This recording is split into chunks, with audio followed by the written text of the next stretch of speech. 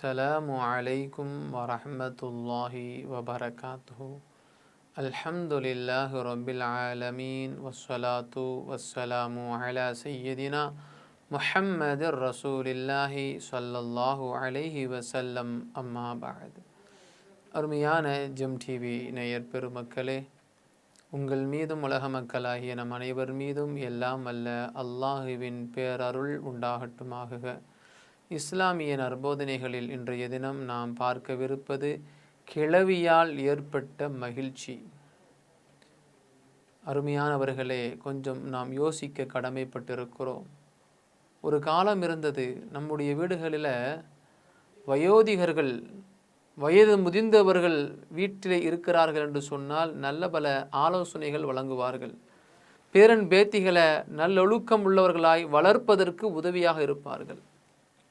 ஆனால் இன்றைய காலகட்டத்தில் வயதாயிடுச்சா சீக்கிரம் இவங்க இறந்து போயிடணும், சீக்கிரம் மௌத்தா போயிடணும் அப்படிங்கிற ஒரு நிலை இன்றைய காலகட்டத்தில் இருக்கிறது. எப்படா இவங்க இறந்து போவாங்க, இருக்கிறதே ஒரு டார்ச்சலாக இருக்குது அப்படிங்கிற ஒரு நிலை சில குடும்பங்களில் இருக்கிறது. அல்லாஹ் பாதுகாப்பானாக. அருமையானவர்களே, வீட்டிலே வயோதிகர்கள் இருக்கிறார்கள் என்று சொன்னால் அவர்கள் நம்முடைய வீட்டின் குழந்தைகளுக்கு பாதுகாவலர்கள், நம்முடைய வீட்டு பிள்ளைகளுக்கு நல்லொழுக்கத்தை கற்றுக் கொடுக்கக்கூடிய ஆசிரியர்கள்.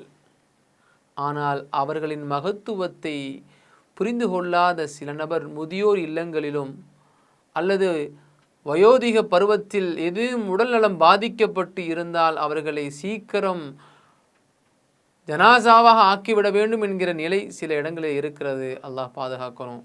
உதாரணமாக சொல்ல வேண்டும் என்று சொன்னால், சஹல் பின் சஅத் ரலியல்லாஹு அன்ஹு அவர்கள் ஒரு செய்தியை அறிவித்து தருகிறார்கள். வெள்ளிக்கிழமை வந்து விட்டது என்று சொன்னால் நாங்கள் ஒரு விதமான புத்துணர்ச்சியோடு இருப்போம். ஒன்று, அன்றைக்கு ஜும்மாவுடைய நாள். ஜும்மாவுடைய நாள் என்று சொன்னாலே நபிகள் பெருமானார் ஸல்லல்லாஹு அலைஹி வஸல்லம் அவர்கள் பிரசங்கம் செய்வார்கள். அந்த பிரசங்கத்தை கேட்டு அந்த ஜும்மாவிலே கலந்து கொண்டு அந்த ஜும்மாவில் கிடைக்கக்கூடிய நன்மைகளை பெற்று வருவதனுடைய மகிழ்ச்சி ஒரு பக்கம். சில இடங்களில், சில ஊர்களில் ஜும்மாவுடைய நாள் அல் ஈது யோமுல் ஜும்ஆ, நபிகள் பெருமானார் ஸல்லல்லாஹு அலைஹி வஸல்லம் அவர்கள் சொல்வார்கள், ஈதும் இந்த ஜும்மாவுடைய நாள் இருக்கிறது, அந்த ஜும்மாவுடைய நாள் ஈதாக இருக்கிறது, பெருநாளாக இருக்கிறது என்றும் கூறியிருக்கிறார். அதனால் சில இடங்களில் அந்த வெள்ளிக்கிழமை என்று அசைவ உணவுகளை இஸ்லாமிய குடும்பங்களில் பயன்படுத்துவதை நம்ம பார்த்துருக்கிறோம். ஒரு மகிழ்ச்சியாக வெள்ளிக்கிழமைன்னு சொன்னாலே ஜும்மா தொழுகைக்கு செல்கிற பொழுது இருக்கக்கூடிய ஆடைகளில் ஒரு நல்ல ஆடைகளை அணிந்து கொண்டு பள்ளிவாசலுக்கு சென்று தொழுது விட்டு வருவது ஒரு விதமான புத்துணர்ச்சியாக இருக்கும். வீட்டில் வந்து மக்களோட மக்களாக அமர்ந்து அந்த உணவை சாப்பிட்றது ஒரு விதமான மகிழ்ச்சியாக இருக்கும். அன்றைய காலத்தில் சஹாபாக்கள் வறுமையில் வாழ்ந்தவர்கள் அல்லவா.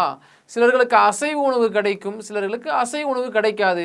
சிலர்களுக்கு அசைவ உணவு கிடைக்காவிட்டாலும் சாப்பிடுவதற்கு உணவு கிடைத்தா போதும் அப்படிங்கிற நிலை அந்த காலத்தில் இருந்துச்சு. அப்படி சஹல் பின் சஅத் ரலியல்லாஹு அன்ஹு அவர்கள் சொல்லுவாங்க, வெள்ளிக்கிழமை வந்து விட்டால் எங்களுக்கு மகிழ்ச்சியாக இருக்கும். ஏன் தெரியுமா?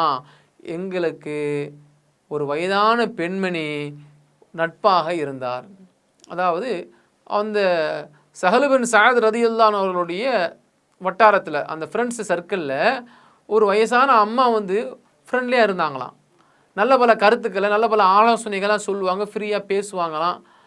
அப்படி அந்த பெண்மணி வெள்ளிக்கிழமை ஆயிடுச்சுன்னு சொன்னால் அந்த நீரோடைகளினுடைய ஓரங்களில் இருக்கக்கூடிய ஒரு விதமான கீரை, அந்த கீரைக்கு பெயர் சில்க்கு கீரைன்னு சொல்லுவாங்களாம். அது ஒரு விதமாக நம்ம ஊரில் இருக்கிற மாதிரி அரைக்கீரை, பொன்னாங்கண்ணி கீரைன்னு சொல்கிறாங்க இல்லையா, அது மாதிரியான ஒரு கீரை வகையில் இருக்கக்கூடிய ஒரு தலை. அந்த நீரோடைகளில் ஓரமாக இருக்கக்கூடிய அந்த கீரைகளை எடுத்து அந்த வயதான நம்ம என்ன செய்வாங்களாம், ஒரு விதமாக அவித்து அதிலிருந்து ஒரு உணவு பதார்த்தத்தை செய்து வைப்பார்களாம். வெள்ளிக்கிழமை மட்டும்தான் அந்த அம்மா செய்து கொடுப்பாங்க. ஜும்மாவுடைய நாள் வந்துருச்சுன்னு சொன்னால் எங்களுக்கு இரட்டிப்பான மகிழ்ச்சி. ஒன்று, ஜும்மாவுடைய மகிழ்ச்சி. இரண்டாவது, அந்த வயதான கிழவி எங்களுக்காக வேண்டி அந்த சில்க் என்று சொல்லப்படுகிற அந்த கீரையின் மூலமாக தயார் செய்து எங்களுக்கெல்லாம் உணவு கொடுப்பாங்க. அந்த உணவை சாப்பிட்டுட்டு நாங்கள் நல்ல ராகத்தாக இருப்போம், அந்த அம்மாவுக்காக நாங்கள் துவா செய்வோம். ஆகையினால அந்த உணவை உண்பதற்காக வேண்டி நாங்கள் மகிழ்ச்சியாக இருந்தோம். அந்த வயதான பெண்மணியினுடைய வாரந்தோறும் ஜும்மாவுடைய நாள் கிடைக்கக்கூடிய அந்த கிளவியின் மூலமாக கிடைக்கக்கூடிய மகிழ்ச்சி இருக்கிறதே, அந்த உணவின் மூலமாக அல்லாஹ் எங்களுக்கு ஏற்படுத்தி தருகிறான். ஆகையினால நபிகள் பெருமானார் ஸல்லல்லாஹு அலைஹி வஸல்லம் அவர்கள் வயோதிகர்களாய் யாரெல்லாம் இருக்கிறார்களோ அவர்களை நீங்கள் மகிழ்ச்சி படுத்தினால், அவர்களினுடைய துஆவினால் இளம் தம்பதியர்களாய் இருக்கக்கூடிய உங்களுக்கு மகிழ்ச்சி கிடைக்கும் என்பதை இதன் மூலமாக நாம் உணர முடிகிறது.